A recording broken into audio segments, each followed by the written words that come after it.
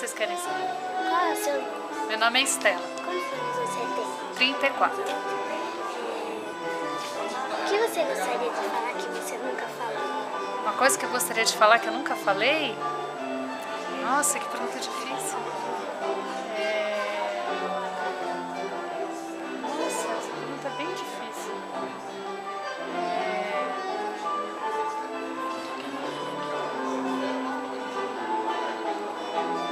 Puxa vida. O que eu gostaria de falar? Eu queria que esse ano meu time fosse campeão.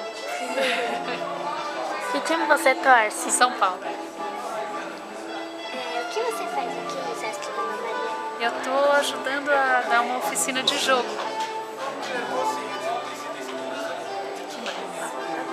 Tá bom, obrigada. Obrigada. Boa sorte no projeto com você.